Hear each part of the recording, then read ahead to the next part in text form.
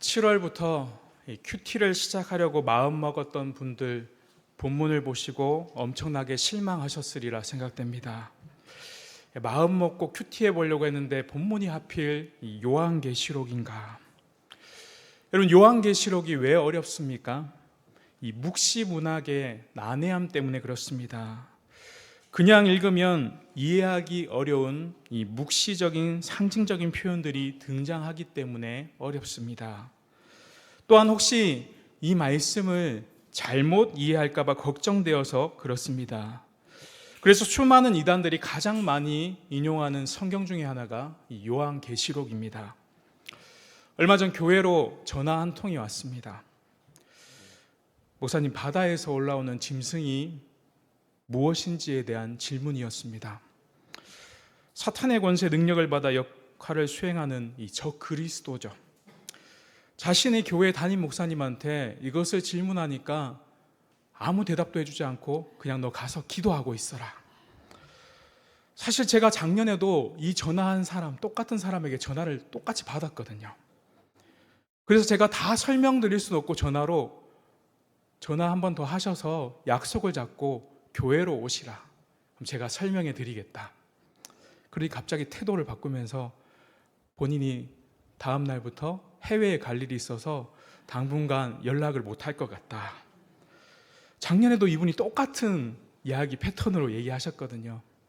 여러분, 이단들은 이렇게 전화해서 목회자를 농락하는 겁니다. 여러분, 어느 교회 담임 목사가 성도가 성경을 모른다고 하는데 가서 기도만 하고 있으라고 이야기하겠습니까?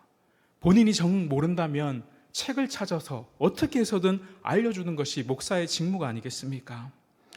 여러분, 요한계시록이 왜 어렵습니까? 또 하나는 요한계시록이 이 종말에 대해서 다루다 보니 사람들의 마음을 두렵게 한다는 것입니다. 즉, 요한계시록이 묵시적인 문학이고 잘못 해석할까 봐, 그리고 종말론에 빠질까 봐 쉽게 우리가 읽지 못한다는 것입니다. 여러분, 그러나 그것은 사탄의 방해입니다. 예수 그리스도의 재림을 통한 이 심판의 구주께서 이 땅에 임하실 때 이 사탄의 나라가 완전히 멸망하고 하나님 나라가 임한다는 정확한 말씀이 이 요한계시록에 기록되어 있습니다. 그렇게 어떻습니까? 우리는 열심히 읽고 묵상해야 하는 것입니다. 오늘은 요한계시록 전체에 대해서는 다 다룰 수 없고요, 1장의 앞부분과 함께 이 서론과 7교회에 주신 편지 이 2개 정도만 같이 살펴보려고 합니다. 첫째는 예수 그리스도의 계시입니다. 예수 그리스도의 계시. 요한계시록 1장 1절에 보면 예수 그리스도의 계시라, 이는 하나님이 그에게 주사 반드시 속히 일어날 일들을 그 종들에게 보이시려고 그의 천사들 그 종 요한에게 보내어 알게 하신 것이라. 여러분, 요한계시록의 첫 시작은 누구의 계시라고 이야기하고 있습니까? 예수 그리스도의 계시라고 말씀하고 있습니다. 여러분, 계시라는 말의 원래의 뜻은 베일을 벗겨내다, 숨겨진 것을 드러낸다라는 뜻을 가지고 있습니다. 즉, 성경에 감추어져 있던 것을 드러내는 것이 바로 요한계시록입니다. 여러분, 예수 그리스도께서 계시의 말씀이 바로 이 요한계시록에 담겨져 있습니다. 그래서 사도 요한이 편지를 썼기에 우리가 요한계시록이라고 부르긴 하지만 엄밀히 말씀드리면 요한계시록이 아니라 무엇이라 불러야 정확합니까? 예수 그리스도의 계시록이라 부르는 것이 더 정확한 표현이라고 할 수 있습니다. 결국 계시는 하나님께서 자신을 친히 드러내심을 통해서 우리에게 가르쳐 주시는 것입니다. 그런데 우리는 스스로 이것을 절대로 깨달을 수 없습니다. 이것을 우리가 모두 다 읽는다고 해서 다 이해되는 것은 아닙니다. 그런데 분명한 사실이 하나 있습니다. 오직 예수 그리스도 안에서 구원받은 하나님의 자녀들에게는 이 진리의 말씀을 깨달아 알게 하신다는 것입니다. 다시 1절을 보면 하반절에 반드시 속히 일어날 일들을 그 종들에게 보이시려고 그의 천사들 중 그 종 요한에게 보내어 알게 하신 것이라고 하였습니다. 여러분, 이 중요한 말씀을 왜 하필 사도 요한에게 주신 것일까요? 요한계시록에 기록할 당시는 AD 95년에서 96년으로 추정합니다. 그때 사도 요한의 나이가 약 90세에서 100세를 바라보는 나이였습니다. 그런데 그 당시는 초대교회 상황이 어떻습니까? 로마의 박해가 절정을 달해 있고 예수님의 모든 제자들은 다 순교하고 이제 누구만 남아 있습니까? 사도 요한만 남아 있는 상황이었습니다. 그리고 당시에 로마의 황제 도미니티아누스는 얼마나 교만한지 나는 다른 황제들과 다르다 그러면서 자신을 신격화합니다. 그래서 종교적으로 황제를 숭배하지 않는 자들을 박해하게 됩니다. 그런데 어떻습니까? 기독교인들에게 우리의 주는 누구입니까? 그리스도 아닙니까? 그래서 황제의 말을 듣지 않습니다. 그러니 기독교인들에게 세금도 50%나 매기고 마을에 장사도 하지 못하게 하고 일부 지역에서는 기독교의 재산들을 다 몰수해가고 빼앗고 고문하고 추방하고 처형하는 일들이 벌어지고 있었습니다. 그러니 그 당시에 가장 영향력 있던 사도 요한을 바로 처형시키지 않고 어디에 유배 보냅니까? 이 반모섬이라는 곳에 유배를 보내버립니다. 거기에서 비참하게 만들고 기독교인들에게 메시지를 던지며 주는 것입니다. 그것이 무엇입니까? 예수 그리스도를 따르면 저 사도 요한처럼 조롱당하고 수치를 당하지만 나를 숭배하면 부와 명예가 따를 것이다. 여러분, 로마의 핍박 속에서 성도들이 죽임을 당하는 소식을 듣고 고난 중에 거하고 있고 성도들의 한숨과 고통 중에 교회는 어려움을 당할 때 사도 요한은 늙고 반모섬에 유배되어 있기 때문에 아무것도 할 수 없는 절망스러운 상황 가운데 있었습니다. 그때 주님께서 천사를 통해 찾아오신 것입니다. 그리고 앞으로 일어날 예수 그리스도의 복음의 비밀을 가장 먼저 사도 요한에게 보여주신 것입니다. 그러면서 고난 중에 있는 7교회를 향해 힘을 내라.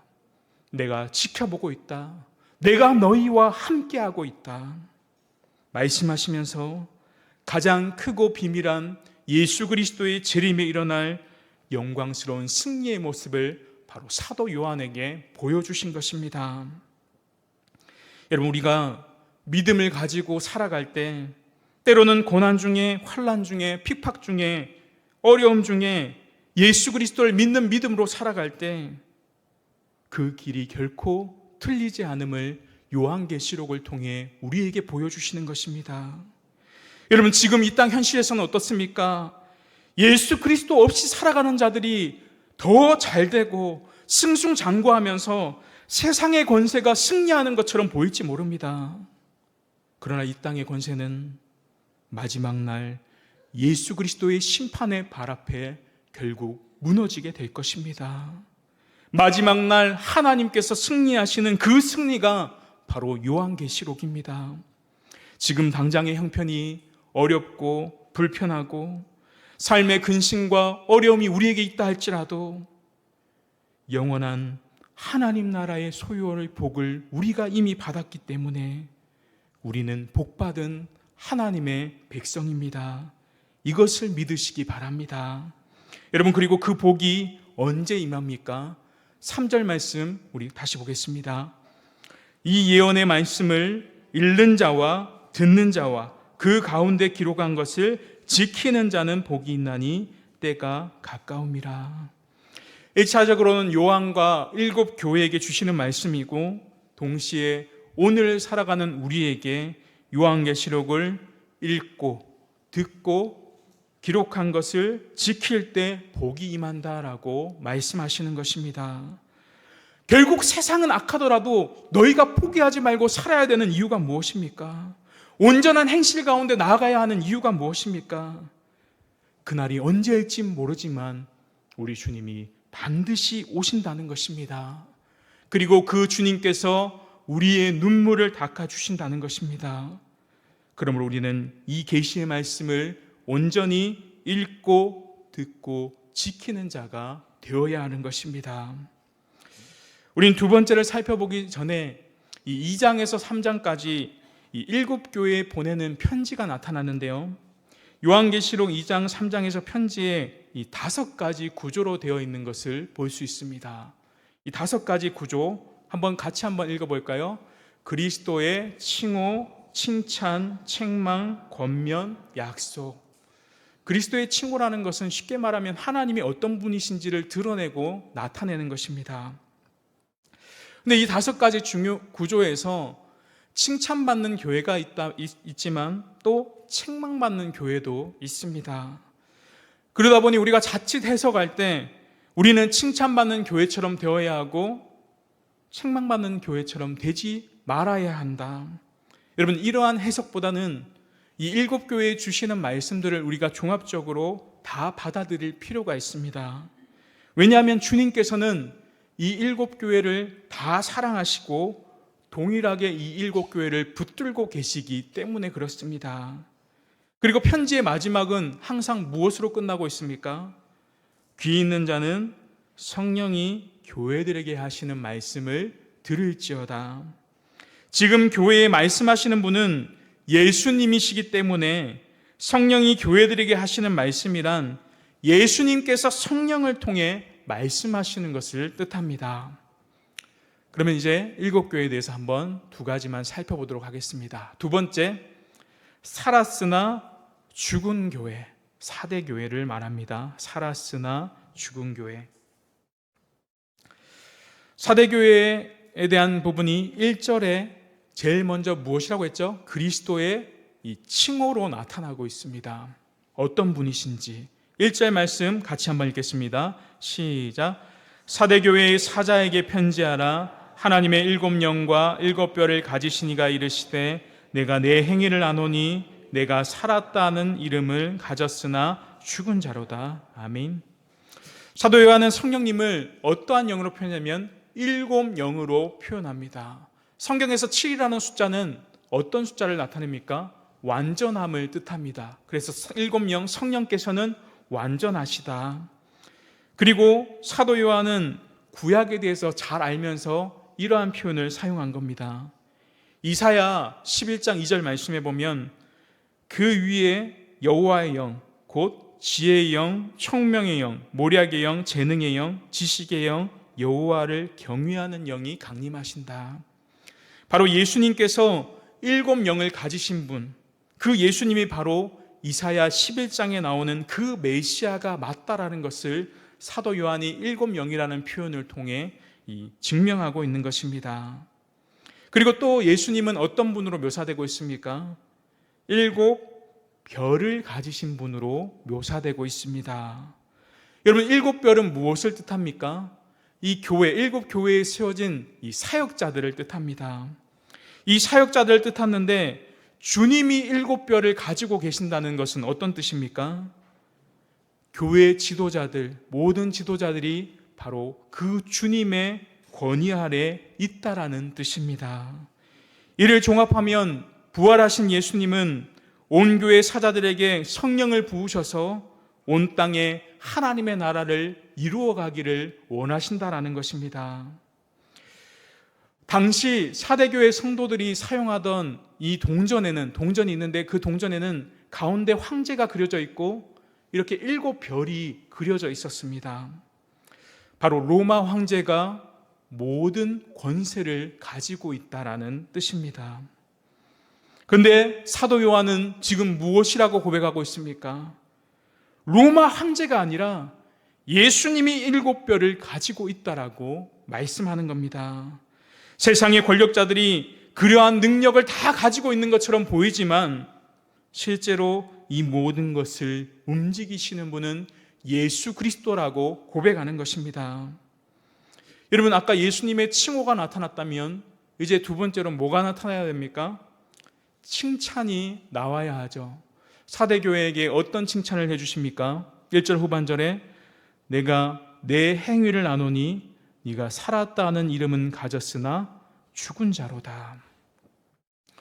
여러분, 4대 교회가 칭찬을 기대하고 있었는데 칭찬은 없고 무엇이 나옵니까? 네, 책망이 나타납니다. 그런데 책망이 너무나도 심합니다. 사대교회 입장에서는 주님, 우리가 죽었다니요. 교회가 이렇게 건재하고 많은 일들을 행하고 있는데요. 교회가 봉사도 열심히 행하고 선교도 하고 어려운 이웃들에게 도움도 주고 그래서 세상 사람들로부터 많은 칭찬도 받고 있는데요. 그래서 저 교회는 진짜 살아있는 교회구나. 주님, 무언가 잘못 판단하신 것 같습니다.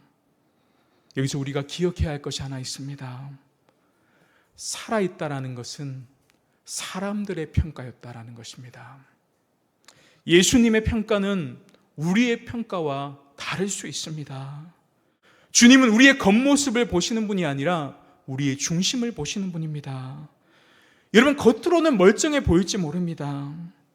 여러분, 우리가 질병에 걸렸을 때 겉으로는 멀쩡해 보일 수 있지만 MRI를 찍거나 피검사를 해보면 암이라고 하거나 아니면 심한 질병에 걸렸다고 이야기하는 것을 볼 수 있습니다. 우리의 눈은 속일 수 있지만 하나님의 눈은 결코 속일 수 없습니다.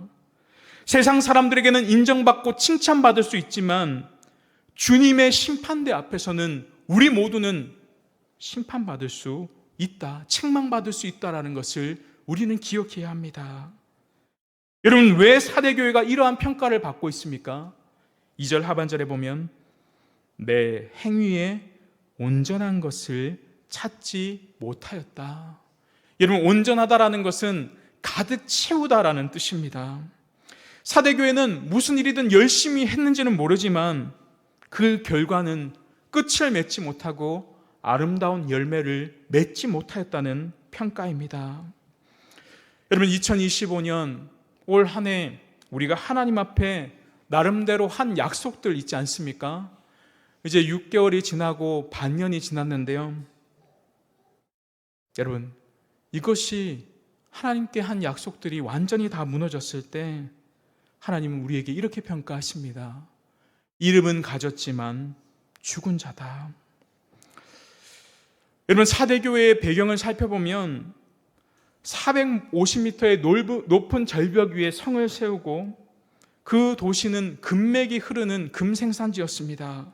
그러니 자연스럽게 금 세공업이 발달하고 무역도 활발하여서 돈이 넘쳐나는 그러한 곳이었습니다. 쾌락과 향락, 흥청망청한 문화가 도시에 가득했습니다. 도시는 잘 먹고 잘 사는데 이로 인해 어떻습니까? 늘 강대국의 침략의 위기에 놓여 있었습니다. 그러니 이들의 마음속에는 늘 불안함이 있을 수밖에 없습니다. 그런데 그들의 마음 가운데 종교들이 들어오기 시작합니다. 불안하니까 모든 종교들을 다 받아들이기 시작합니다. 복음도 받아들이고 각종 이단들의 종교도 받아들입니다. 결국 문제는 그들이 무엇에 빠집니까? 순전한 복음에 젖어드는 것이 아니라 온갖 종교에 빠져들어 혼합 종교가 되어버린 것입니다. 그리고 AD 1700년에는 큰 지진이 있었는데요. 대부분의 도시가 폐허가 되어버렸습니다. 그 뒤에 회복이 있었지만 예전의 과거의 영광이 돌아오지 않는 것입니다. 그러다 보니 요한계시록을 기록할 당시 그들은 무엇에 사로잡혀 있었습니까? 과거에 잘 나갔던 영광에 사로잡혀 있었습니다. 결국 죽은 자같이 살고 있는 것입니다. 영적으로는 식물 인간과 같이 겉으로는 살아있지만 영적으로 죽은 상태에 살아가고 있었습니다. 왜 그렇습니까? 여러분, 다른 교회들은 심한 핍박이 있었습니다. 지역의 상인조합이 핍박하고 로마 정부가 그들을 박해하는 일들이 있었습니다. 그런데 사대교회는 눈에 띄는 핍박도 없었습니다. 좋은 환경에 교회가 너무나 잘 되는 것 같아 보입니다. 그런데 그 교회가 죽어버린 것입니다. 여러분, 한국 교회가 가장 부흥했던 시대가 언제입니까? 지금처럼 경제적으로 부유하고 잘 나가는 시대가 아니라 가장 힘들고 어려웠을 때 부흥했습니다. 여러분, 핍박도 없고 환난도 없다 보니 사대교회는 너무 편한 게 문제가 되어 결국 타락한 세상에 녹아져 버렸던 것입니다. 그러면서 주님은 그들에게 5가지 명령을 주십니다. 2절에 먼저는 깨어 있으라. 깨어 있으라. 두 번째는 받은 바 죽게 된 것을 굳건하게 하라. 굳건하게 하라. 그리고 세 번째는 내가 받는 것과 들은 것을 생각하라. 생각하라. 다른 말로 하면 기억하라는 말씀입니다. 기억하라. 그리고 네 번째는 지키라. 순종하라. 그리고 마지막은 회개하라라는 것입니다. 먼저 남은 바 죽게 된 것을 굳건하게 하라는 것은 너희들에게 남아있는 생명, 그 복음을 가지고 온전하게 신앙생활하며 살라는 것입니다. 그리고 처음 받은 것과 들은 것, 바로 복음의 진리를 이야기합니다. 처음 받은 것과 들은 것을 생각하며 기억하라. 사대교회는 처음에는 말씀을 뜨겁게 받고 은혜 충만한 교회였습니다. 사탄은 우리가 받은 것과 들은 것을 기억하지 못하도록 만드는 것입니다. 그리고 지키고 순종과 회개가 우리에게 필요하다고 말씀합니다. 여러분, 이 중에서 가장 중요한 것이 무엇이겠습니까? 저는 깨어 있으라는 표현 같습니다. 깨어 있으라.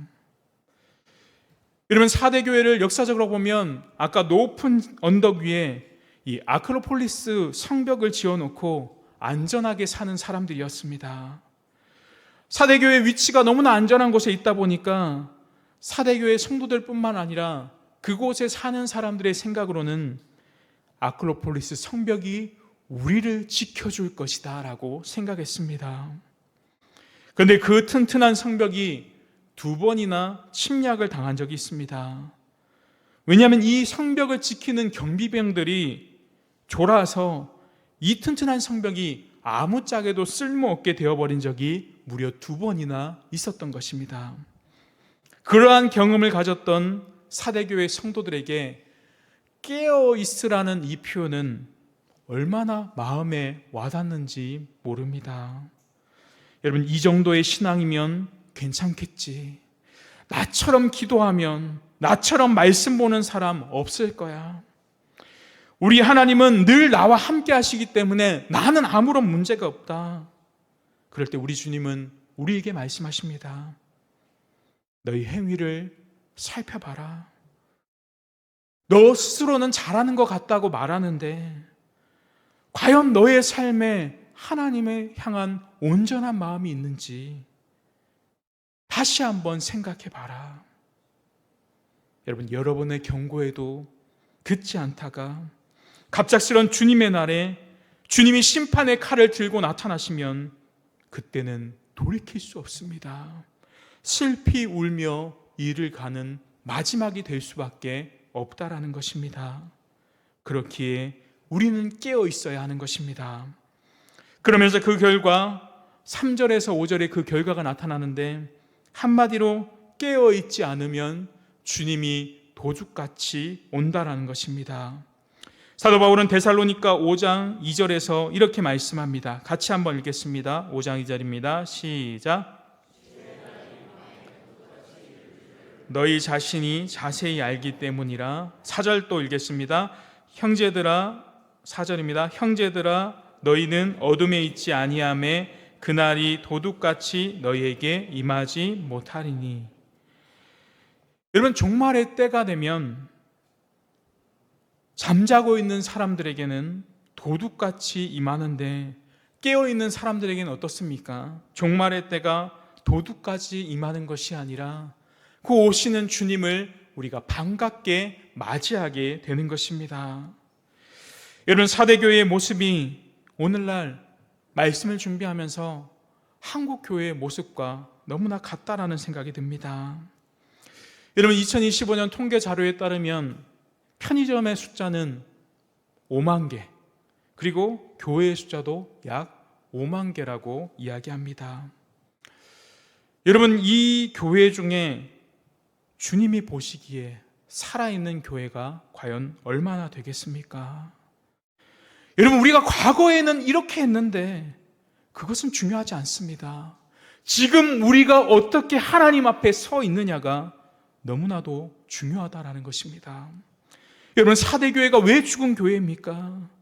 그들은 외부의 박해나 불신 유대인들의 도전에 무너진 것이 아니라 사대라는 지역의 그 지역이 무너짐과 동시에 그 현상을 받아들임으로 세상과 동화되어 버린 것입니다.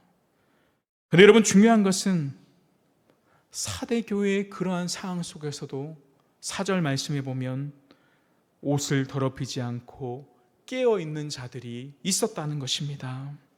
그런 자들을 향해 주님은 이 3가지 약속을 주십니다. 5절 말씀입니다.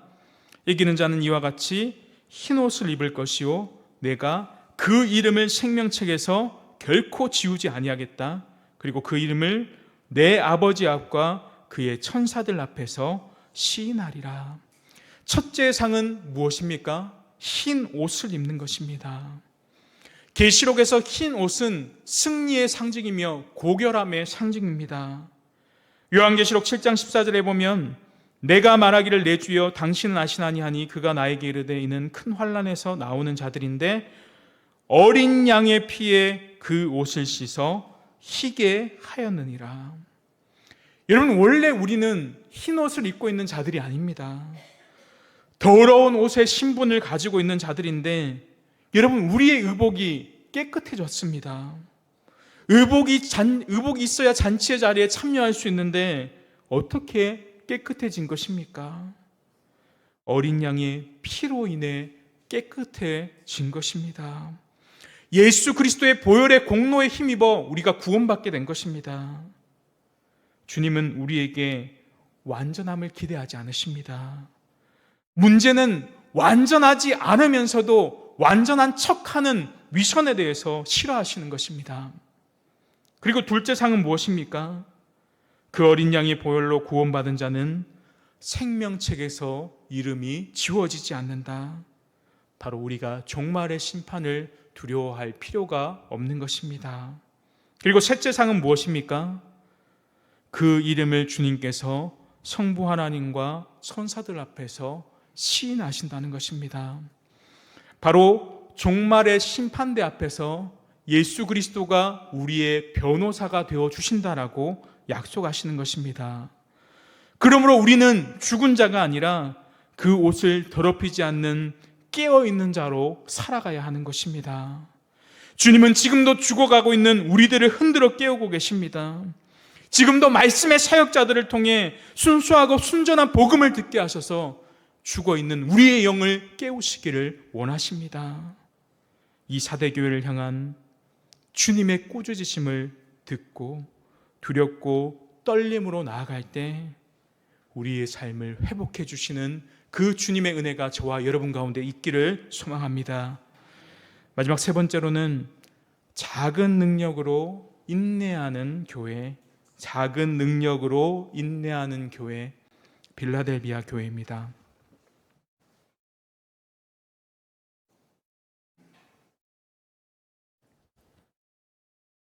빌라델비아는 아주 작은 도시로 사람들이 많이 찾지 않는 곳입니다. 빌라델비아는 서아시아 7교회 위치 중에 거의 정중앙에 딱 위치하고 있습니다. 그래서 모든 도로의 길목이어서 교통이 발달하고 이 종교의 부흥도 가져온 지역입니다. 또한 최상품의 포도가 생산되어 포도주를 만들어 포도 산업이 굉장히 유명했는데 이로 인해서 돈도 많고 술도 넘쳐서 향락 문화가 발달한 곳입니다. 그리고 예루살렘 멸망 이후에 이주해 온 유대인들이 많아서 가장 강력한 유대의 시민사회를 형성했는데 이를 통해 예수를 믿는 기독교인들을 많이 배척하는 상황이었습니다. 예수를 믿으면 회당에서도 촉출해버리고 로마 정부의 기독교인이라고 고발하기도 하고요. 그리고 AD 17년경에 이 지역에 엄청난 대지진으로 인해서 모든 도시가 3분의 2 정도 거의 무너지고 맙니다. 그럴 때 로마 정부가 이 지역을 재건해 주자 사람들이 이 도시의 이름을 황제의 이름을 따서 짓기도 하고 나중에는 황제를 열렬하게 숭배하는 도시로 되어버렸습니다. 그래서 역사가들의 기록을 보면 온전히 서 있는 건물이 눈에 띄지 않을 정도로 금가고 거의 무너질 정도였다고 합니다. 여러분, 이런 도시를 살아가는 사람들의 마음이 얼마나 불안하겠습니까? 이뿐만 아니라 경제적인 체계 상인 조합에 가입해야만 이 상업 활동을 할 수 있었습니다.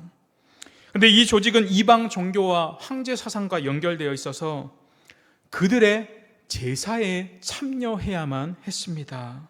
그래야 장사를 할 수 있고 물건을 유통할 수 있는 것입니다. 그러니까 그런 상황에서 유대인들은 자연스럽게 이 혼합주의 종교에 빠질 수밖에 없었습니다. 그리고 우상 종교에 참여하는 것을 합리화시키며 이것은 종교가 아니라 그냥 문화 정도다, 이렇게 여기도록 했습니다. 이것은 종교가 아니라 로마 시민으로서 그냥 예의를 갖추는 것이다. 이것을 신앙 고백과 연결시켜서 목숨 걸고 지킬 필요가 없다. 먹고 살려면 어쩔 수 없지 않냐. 우리 힘으로 아무것도 할 수 없잖아. 이렇게 무기력한 상황과 자괴감에 빠져 있는 그러한 상태였습니다. 근데 오늘 본문을 보니 주님께서 칭찬하고 계십니다. 여러분, 칭찬을 보기 전에 5가지 중에 첫 번째, 아까 무엇이라고 했죠? 하나님의 칭호. 주님은 자신을 3가지로 소개하고 있습니다. 첫째는 무엇입니까? 거룩한 분으로 소개하고 있습니다. 거룩한 분. 그리고 둘째로는 주님은 참된 분으로 소개하고 있습니다. 참된 분. 당시 빌라델비아 교회는 주변의 유대인들이 계속해서 거짓 소문을 퍼뜨립니다. 그 거짓 속임수에 의해서 너무나도 힘들어하고 있는데 어떤 주님이 찾아오십니까? 참되신 주님이 그들에게 찾아오신 겁니다. 그리고 세 번째는 다윗의 열쇠를 가지신 분입니다. 열면 닫을 사람이 없고 닫으면 열 사람이 없는 천국 문을 가지신, 열쇠를 가지신 그 주님이 찾아오십니다. 여러분, 로마 바티칸에서는 이 천국 열쇠를 교황이 가지고 있다라고 생각합니다. 그래서 새로운 교황이 뽑힐 때마다 그 열쇠를 물려주는 의식을 합니다. 바티칸 시티의 성당 모양을 하늘 위에서 찍어보면 이런 모양인데요. 사진 한번 볼까요? 저렇게 이 열쇠 모양으로 되어 있는 것을 볼 수 있습니다. 그래서 자신들이 천국 문을 열고 닫을 수 있는 권한을 가지고 있다라고 생각합니다. 그런데 하나님의 칭호, 나타나신 그 주님은 자신을 무엇이라고 소개하고 있습니까? 이 천국의 열쇠, 다윗의 열쇠는 너희들이 가지고 있는 것이 아니라 누가 가지고 있다고 하십니까? 내가 가지고 있다라고 말씀하시는 것입니다. 이사야 22장 22절에 보면 내가 또 다윗의 집의 열쇠를 그의 어깨에 두리니 그가 열면 닫을 자가 없겠고 닫으면 열 자가 없으리라. 여러분, 그 문을 관리하고 그 문의 열쇠를 관리하는 사람이 나오는데 예수님께서 직접 그 문을 열어주실 때만 열린다라고 말씀하시는 것입니다. 여러분, 우리가 앞에서 본 5가지의 구조에 보면 책망도 있고 칭찬도 있는데 이 빌라델비아 교회는 칭찬만 받았습니다. 그리고 독특하게 이 칭찬도 3절이나 넘게 긴 기간 동안 주님께서 칭찬하는 것을 볼 수 있습니다. 여러분, 7교회 편지 중에 제일 긴 칭찬을 제일 이름도 없고 제일 작은 도시였던 이 빌라델비아 교회가 받게 되었습니다. 8절 말씀입니다. 같이 한번 읽겠습니다. 시작.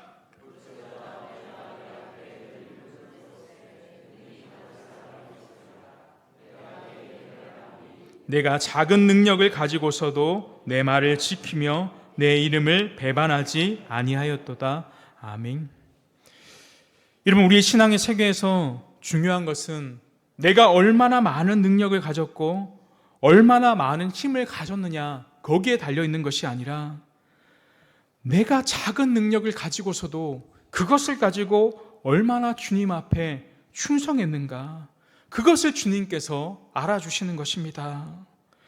여러분, 빌라델비아 성도들은 무기력한 상황 속에서도 신앙 고백과 믿음의 고백을 잃지 않고 그것을 붙들고 살아갔습니다. 여러분, 상황이 극복된 것이 아닙니다. 상황이 변화된 것이 아닙니다. 상황은 그대로 존재합니다. 그럼에도 이 싸움은 버티는 싸움, 인내하는 싸움입니다. 여러분, 빌라델비아 도시가 부유했다고 했는데 빌라델비아 성도들은 그 도시에 어떻게 보면 가장 하류층에 있었습니다. 왜 그렇습니까? 무지하고 게을러서 그랬을까요? 빌라델비아의 상인조합에 가입해야만 하는데 그렇게 해야 다른 도시들처럼 직장을 가지고 살아갈 수 있었습니다. 그런데 아까 말씀드린 대로 거기에 가입하려고 하면 우상을 숭배하고 황제를 숭배하고 음란한 파티에 참여해야만 그것을 얻을 수 있습니다. 신앙의 정절을 위해서 그것을 거부했기 때문에 가장 밑바닥에서 허드렛 일만 할 수밖에 없었던 것입니다. 주님을 사랑했기 때문에 재물의 유혹도 세상의 명예의 유혹도 거부하고 작은 능력을 가지고 있었지만 그것을 가지고 하나님의 말씀을 지키고 살았던 것입니다. 다른 교회들보다 작고 보잘것없기 때문에 무시당했을지 모릅니다. 그러나 작은 능력에도 불구하고 주님의 칭찬을 받고 있습니다. 빌라델비아 교회는 우리가 교회를 평가하는 척도와 전혀 다르게 하나님 보시기에는 귀한 교회였습니다. 우리가 교회 일을 하는 것을 큰 일만 중요한 것이 아니라 하나님은 작은 일에 충성할 때 그것을 크게 보신다는 것입니다. 우리가 작은 일에 충성할 때 그것이 큰 일이 되는 것을 많이 볼 수 있습니다. 우리가 봉사하는 일에 있어서도 저는 은사가 없어서 못합니다. 재능이 없어서 못합니다. 저는 그거 잘 못합니다. 이런 말씀들을 참 많이 하시는데 여러분, 작은 일이라 할지라도 그것을 우리가 충성되게 행하다 보면, 꾸준히 하다 보면 파워가 생기고 힘이 생기는 것을 볼 수 있습니다. 여러분, 예를 들어 차량 봉사를 하는데 특별한 은사가 필요한 거 아니지 않습니까? 주차 빈 곳 있으면 잘 보면 되고 주차복만 잘 흔들면 됩니다. 근데 여러분, 이런 날씨에 차량 봉사하기 쉬운 일입니까? 쉽지 않습니다. 가만히 서 있어도 땀나고 또 겨울철에는 얼마나 춥습니까? 그런데 그 자리를 3년이든 5년이든 10년이든 지키다 보면 나중에 그분들이 교회의 귀한 직분자들이 되어 있는 것을 볼 수 있습니다. 여러분, 우리가 작은 능력을 가지고서도 그것을 충성스럽게 행할 때 여러분, 큰 파워가 생기는 것입니다. 그리고 또 다른 칭찬이 나오는데요. 자칭 유대인이라 주장하는 사탄에 불과한 자들의 공격을 받았지만 내 말을 지키며 내 이름을 배반하지 않았다는 것입니다. 여러분, 우리가 누군가를 괴롭게 우리를 만들면 타협도 하고 포기도 하기 쉽습니다. 그러나 그들은 결코 신앙적인 타협을 하지 않았습니다. 그래서 10절에 그들을 향해 주님은 인내의 말씀을 지켰다라고 말씀하시는 것입니다. 여러분, 우리의 신앙에서 다른 것도 다 중요하지만 특히 인내의 말씀, 참고 인내하는 것, 그 주의 말씀을 지키며 인내하는 것이 너무나도 중요합니다. 신약 성경에서 여러분, 인내하라는 말이 어디에 제일 많이 나옵니까? 이 야고보서로 볼 수 있는데요. 야고보서 5장 7절에서 8절 말씀 같이 한번 읽겠습니다. 시작.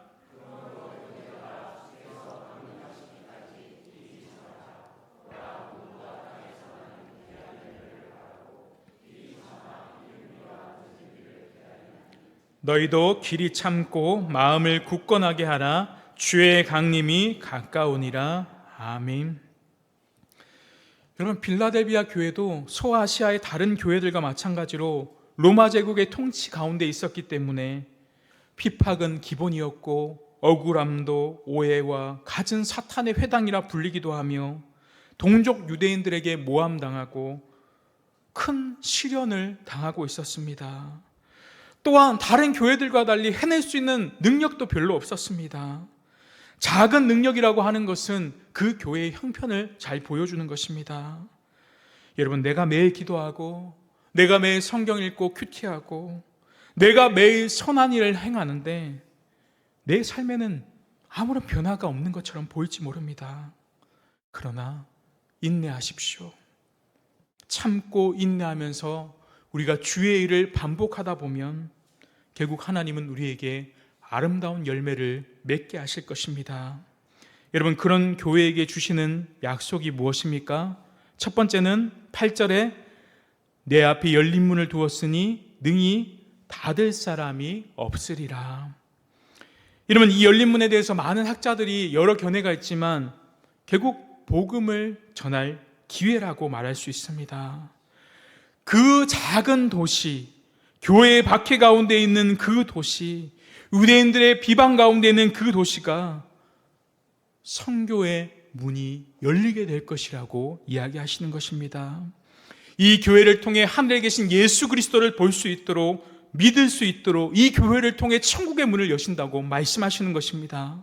이 교회에 왕래하는 모든 사람을 통해 구원의 소식을 듣고 복음을 흘려내는 영적인 문을 허락하신다라고 이야기하시는 것입니다. 두 번째 약속은 9절에 유대인들이 제 발 앞에 절한다는 것입니다. 여러분, 그 원수 같은 유대인들이 돌아오는 날을 허락해 주신다는 것입니다. 가장 악렬하고 예수 안 믿을 것 같은 그 유대인들을 돌아오게 하여 무릎 꿇게 하신다는 것입니다. 그럴 때 이 빌라델비아 교회 성도들은 무엇을 느끼겠습니까? 주님은 진짜 살아계시구나를 느끼는 것입니다. 그리고 마지막 약속은 무엇입니까? 10절에 온 땅에 박해가 일어날 때 주님께서 시험을 면하게 해주시며 보호해 주시겠다라는 것입니다. 11절에 주님께서는 그들의 면류관을 빼앗기지 않도록 주의하라고 당부하십니다. 그러면서 여러분, 끝까지 주님을 붙드는 성도들에게 12절에 하나님은 성전의 기둥이 되게 해주시겠다라고 약속하십니다. 여러분, 성전의 기둥은 무너지면 안 되는 가장 중요한 것 아니겠습니까? 천국에서 귀한 상급을 주신다는 의미입니다. 하나님의 영광을 드러내는 그 사람들에게 이렇게 해주시겠다라고 약속하시는 것입니다. 실제로 빌라델비아 교회는 다른 소아시아 교회들이 다 문 닫았을 때 굳건히 그 무서운 이슬람 공세에서도 살아남아 교회의 생명력을 유지하다가 1차 대전 이후에도 마지막까지 견딘 교회가 이 빌라델비아 교회였습니다. 내가 능력 있고 내가 대단하다고 생각하는 사람들은 결국 자신의 영광을 다 받기 마련입니다. 세상 사람들은 저 사람은 원래 능력이 많으니까 하나님께 돌아갈 영광은 하나도 없는 것입니다. 그런데 저 빌라델비아 교회처럼 작은 능력을 가지고 이름도 없이 빛도 없이 행하는 자들에게는 결국 아름다운 열매를 맺게 하실 것입니다. 하나님은 그런 사람들을 뽑아 영원한 천국의 기둥이 되겠다고 약속해 주십니다. 작은 능력을 가질 때, 그럼에도 불구하고 우리가 순순히 하나님의 말씀을 신실하고 끝까지 붙잡고 참고 인내하며 나아갈 때 주님은 그를 통해 선교의 문이 열리게 하시고 잃어버린 영혼들이 돌아오게 하시고 정말 하나님의 귀한 일들을 그 교회에게 맡겨주신다는 사실입니다. 우리 드림향상교회를 통해 하나님이 이러한 열매를 맺어가시기를 소망합니다. 말씀했습니다. 요한계시록은 이 땅의 절망을 살아가는 우리들에게 그리스도의 복음의 비밀을 가르쳐주는 책입니다. 예수 그리스도께서는 7교회의 성령님을 통해 말씀하십니다. 환난 가운데 우리는 죽은 자와 같이 살아갑니다. 그러나 주님이 완전한 영으로 찾아오실 때, 말씀의 사역자들을 통해 말씀 주실 때 우리는 다시 한번 살아나고 일어나게 되는 것입니다. 거룩하고 참되시고 다윗의 열쇠를 가지신 전능하신 하나님은 지금도 우리와 함께 하십니다. 그럴 때 우리의 행위를 잘 살피며 환난 가운데 우리의 옷을 더럽히지 않고 깨어있는 자들이 되어야 합니다. 그리고 우리에게 많은 능력이 아니라 적은 능력이 주어졌다 할지라도 끝까지 주의 말씀을 붙잡고 인내하며 살아갈 때 성전의 기둥과 같은 큰 상급을 우리에게 주시는 것입니다. 사랑하는 성도 여러분, 지금은 세상의 권세가 승리하는 것처럼 보일지 모릅니다. 그러나 참고 인내하고 견디십시오. 마지막 심판날에 우리는 주님을 통해 반드시 승리하게 되는 것입니다. 주님만이 우리의 참 소망이 되십니다. 그렇기 위해서 우리는 7월 한 달 이 요한계시록의 말씀을 통해 읽고 듣고 지키며 행할 때 풍성한 은혜와 복을 누리시는 저와 여러분이 되시기를 소망합니다.